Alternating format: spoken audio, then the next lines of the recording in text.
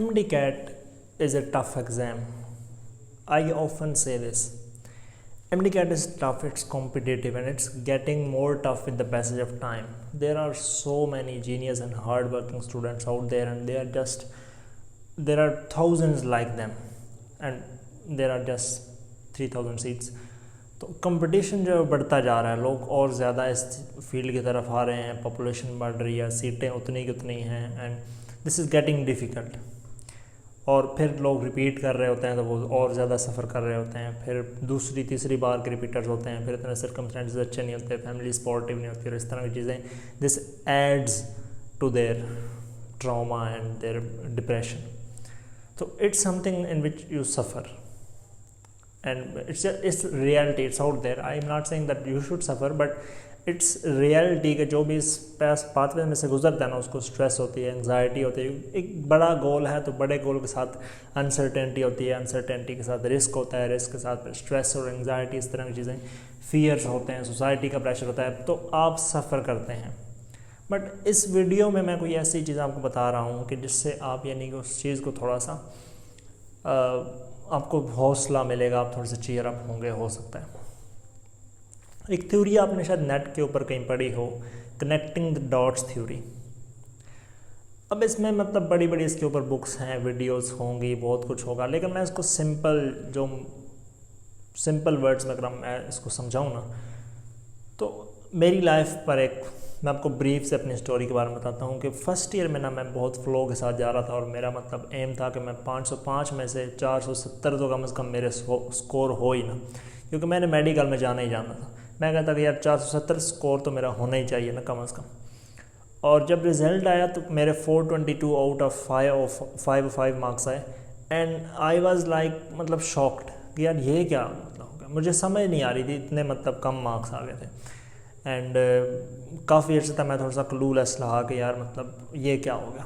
ठीक है, तो उस वक्त मैंने सोच लिया कि मैं रिपीट करूँगा. फिर सेकंड ईयर गुजर गई, क्योंकि मेरे मार्क्स एफएससी कम थे. सेकंड ईयर गुजरी, फिर एमडीकैट दिया, एंड ऑफ कोर्स मेरा एडमिशन नहीं हुआ क्योंकि मेरे मार्क्स कम थे.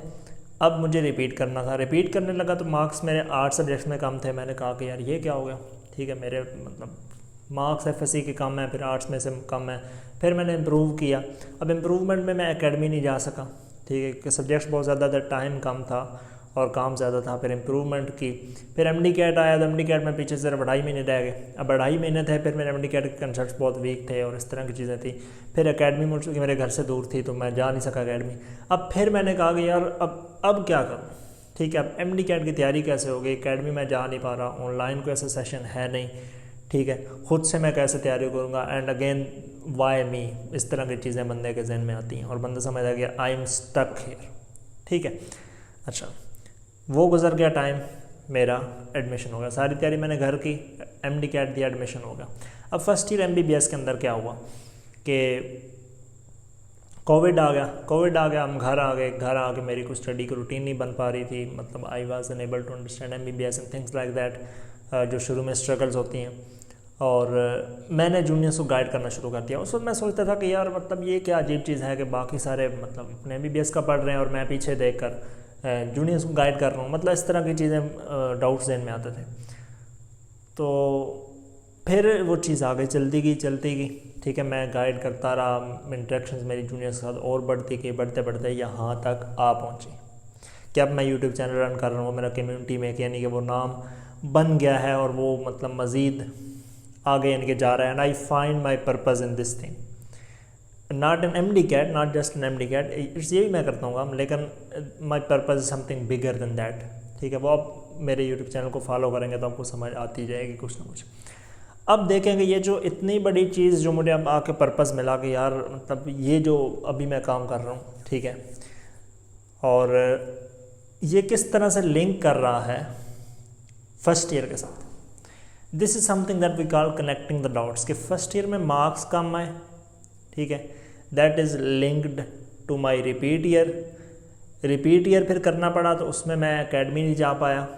ठीक है, अब एकेडमी ना जा पाना, फिर वो लिंक हुआ इस चीज़ के साथ कि मुझे घर तैयारी करनी पड़ी. फिर घर तैयारी करने से ही अब अगर मैं घर रिपीट भी ना करता और घर तैयारी ना करता और पहली बार एडमिशन हो जाता, तो मैं शायद यानी कि एमडी कैट को इतनी अच्छी तरह समझ ही ना पाता। कई फ्रेशर्स होते हैं, फ्रेशर्स इतना अच्छी तरह एमडी कैट को नहीं समझ रहे होते, लेकिन एक रिपीटर है, फिर मैंने घर तैयारी किया तो उसकी वजह से मुझे समझ आई, और गाइड भी मैं ना कर पाता अगर मैं फ्रेशर होता तो। ठीक है, तो this is what we call connecting the dots. और आप भी अपनी लाइफ में जब पीछे देखेंगे ना तो आप फील करेंगे कई चीज़ों के हवाले से कि यार अगर वो चीज़ ना होती ना तो ये काम ना होता। ठीक है, अगर वो काम ना होता तो ये काम ना होता। ठीक है, और मतलब मेरे भाई की लाइफ भी ऐसे ही है। वो जब उन्होंने एफएससी की तो एफएससी में उनके मार्क्स बहुत कम आए, फिर उनको दोबारा यानी कि रिपीट करना पड़ा। ठीक है, ताकि किसी यूनिवर्सिटी में एडमिशन हो, कोई इस तरह के मामला थे उनके। अब 1 साल वो पीछे रह गए।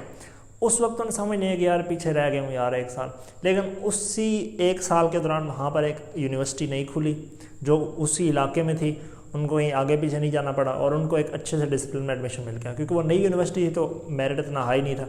उनको वहाँ पर एडमिशन मिल गया, उस कोर्स में वो आगे उन्होंने एक्सेल किया, और आज उनकी बहुत अच्छी जॉब है।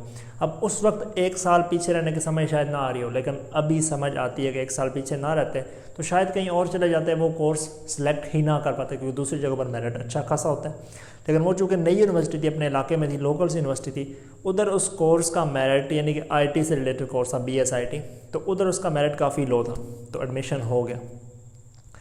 सो जो आपका MD कैट है, जो ये आप सफ़र कर रहे हैं, know that it is connecting something in the past to something huge in the future. Believe in this.